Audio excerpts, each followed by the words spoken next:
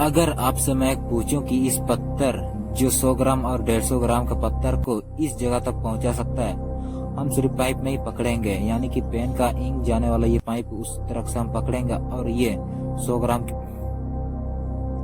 आप देखते हैं कि हमारा कैसा काम कर रहा है। ये देख सकते हैं हमारा 100 ग्राम या 150 ग्राम पत्थर को ऊपर की ओर खींच लिया है। जिस तरीके से हमारा छोटा पत्थर जो अपना गति कर रहा है ना, जो चक्कर लगा रहा है, इसी तरीके से हमारा बड़ा पत्थर को हमारा खींच लिया, यानी कि स्पीड का वजन